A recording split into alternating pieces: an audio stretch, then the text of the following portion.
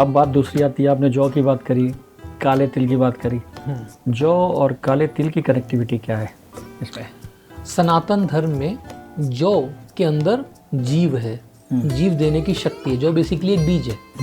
जब आप जौ बोते हैं तो एक नया उससे उत्पत्ति होती है, तो वो एक प्रोग्रेशन का माना जाता है। जो काले तिल हैं वो सनातन धर्म में वैदिक ज्योतिष में राहु से भी संबंधित माने जाते हैं और पितरों से भी संबंधित माने जाते हैं। तो जैसे हम अक्षत चढ़ाते हैं देवताओं को, वैसे, और जैसे हम लक्ष्मी मैया को खील चढ़ाते हैं, बिल्कुल वैसे ही तिल चढ़ाया जाता है पितरों का। तो पितरों को तिल अर्पित करने का विधान है, क्योंकि मानते हैं कि तैल युक्त है, ऑयली है, तो पितरों के लिए शुभ माना गया है। ये हमारे गरुड़ पुराण में लिखा हुआ है। अगर तिल की मान्यता की ये बात करते हैं तो जब शनि देव की पूजा हम करते हैं तो उसमें भी तिल चढ़ाने का एक प्रावधान है, तो वो वहाँ पे क्या? क्योंकि शनि के केस में जब तिल का तेल अर्पित किया जाता है, तिल के तेल और काले तिल, क्योंकि जो इसमें भी सफ़ेद तिल का प्रयोग नहीं है, काले तिल का प्रयोग है, क्योंकि जो काला तिल है वो शनि और राहु दोनों ग्रहों से रिलेटेड माना गया है।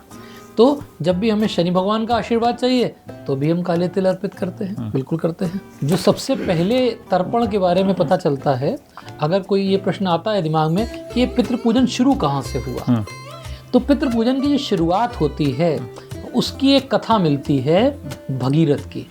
हमारे यहाँ एक राजा भगीरथ हुए।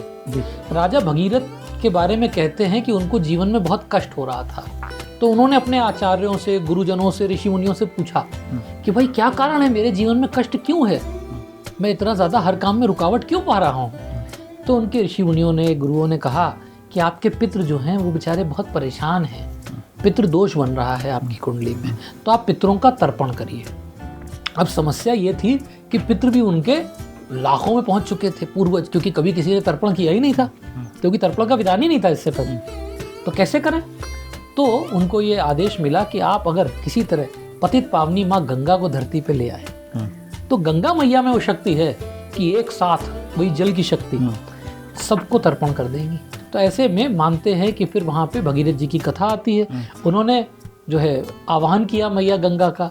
माँ गंगा जो है धरती पर भगवान शिव जी के केशों से अवतरित हुई, और अवतरित होने के बाद माँ गंगा जो है आज भी पतित पावनी कहलाती हैं। इसीलिए अक्सर लोग अपने जो लोग शांत हो जाते हैं घर में, उनकी जो अस्थियां हैं उनका विसर्जन कोशिश करते हैं कि देव नदी गंगा में ही करें। आनंद टीवी से जुड़ने के लिए आप हमें व्हाट्सएप करें 9277395752 पर।